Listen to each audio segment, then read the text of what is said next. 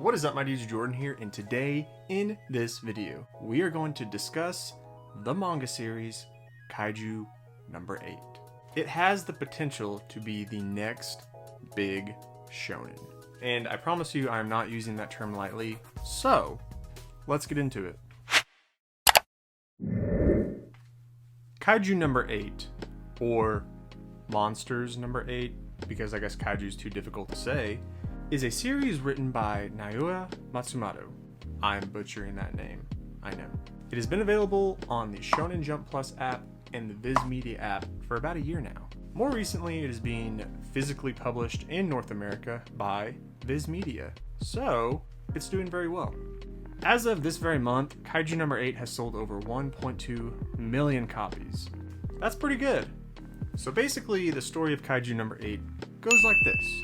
In Japan, these monsters, known as kaiju, are devastating the country, and it is up to the Japanese Defense Force to come and save the day. They do this by using power suits that enable them to be on par with the kaiju, and they use guns and swords and other cool stuff too. It's just really, really cool. But after they defeat the kaiju, there is a massive mess everywhere because these monsters are huge. So it is up to the monster sweepers to come in and clean up, basically, and they get no credit for it. Thus enters our main character, Kafka.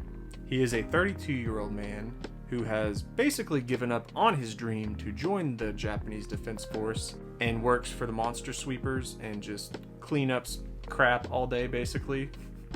And in his off time, he's just kind of a shut-in who eats, drinks too much, and sleeps, and then just gets up and does it all again the next day.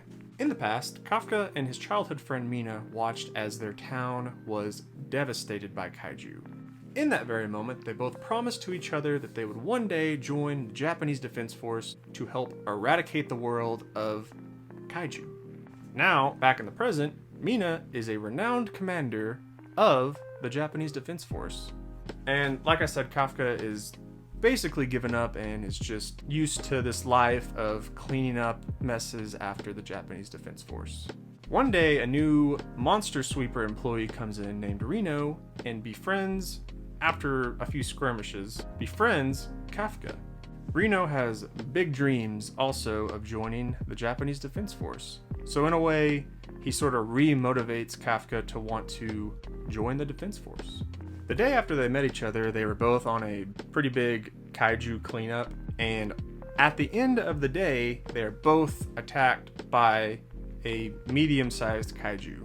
Now, neither of them have the capabilities to fight these monsters. But as Reno is almost eaten to death by the kaiju, Kafka sweeps in and rescues him and saves him. And that's when Mina shows up with her squadron and defeats that specific kaiju that attacked them.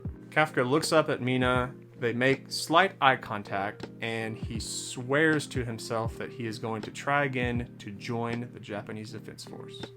The next day in the hospital, Kafka and Reno are recovering from their injuries from the previous day, when all of a sudden, a very small kaiju appears in the hospital in front of Kafka and enters his body. Before it goes into his mouth, basically, he says, "I finally found you." Weird. Thus, after this strange interaction, Kafka transforms into a humanoid kaiju, giving him immense power and abilities. And Reno is like super shocked. Nobody has any idea at all what's going on. And basically, Kafka convinces Reno that he is indeed himself and not a kaiju. So both of them basically try to escape the hospital without being seen. But whilst doing this, they are once again attacked by another kaiju. And Kafka, with his newfound kaiju abilities, easily takes out this kaiju monster. Now flash forward a little bit, and Reno and Kafka are basically still working with the monster sweepers, but trying to hide this newfound ability to turn into a kaiju from the Japanese Defense Force. During that skirmish previously with the kaiju where he easily defeated it, the Japanese Defense Force investigated the situation and dubbed Kafka Kaiju number 8. So basically now in the manga series, Reno and Kafka know that he's a kaiju, and they are trying to join the Japanese Defense Force whilst also hiding the fact that Kafka is indeed himself a kaiju. Juicy. During these tryouts for the Japanese Defense Force, they meet an eclectic group of individuals, all with very interesting and unique characteristics. Probably the most interesting character amongst these new individuals is Kikuro. Basically, she has the most latent potential out of all of the new tryouts. There's a really cool scene when they're trying on the power suits, and basically when you put the suit on, your individual set of skills determine how much power you draw from the suit, and hers is the highest at 46%. Now, to put it into context, when Reno puts the suit on, he gets about 19%, and Kafka, hilariously, gets 0%. So basically in the tryouts, the last part of it is called the screening exam. And in this, they are to neutralize and defeat kaiju. During the exam, Kafka and Reno are basically just trying to survive while Kikuro is destroying all of them, more or less. So the screening exam ends, and it's pretty obvious that Kikuro is going to win, and Kafka basically doesn't know if he's going to make it or not, when all of a sudden, they are attacked by a humanoid kaiju, who brings back to life all of the kaiju that were defeated by Kikuro, and not only does he bring them back, but they're more powerful.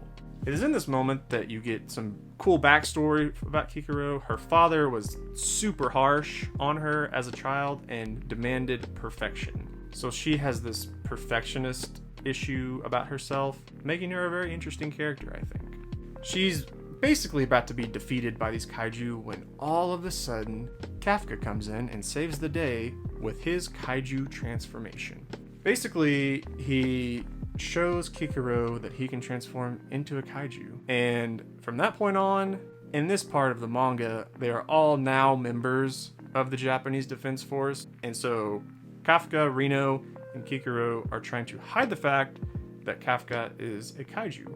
Yeah, there's a lot of really, really cool characters. Mina being like the goal for Kafka, for them to like acknowledge each other, is sort of the premise right now. They both, at this point, know that the other person is there, obviously, but they're not communicating. There is one point where Kafka exclaims to Mina that, hey, I'm here and I'm going to join you and stand by your side like we promised when we were kids. And there's also really cool new recruits that all have super interesting characteristics, and one of the main characters that I was kind of drawn to was Vice Captain Shoshiro.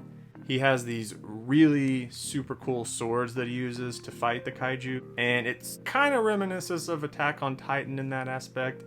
And he definitely has like Levi meets Eraserhead from My Hero Academia, with like the super cool higher up above all of the main characters vibe and showing them the way, basically. So all of this series right now, in my opinion, is really good.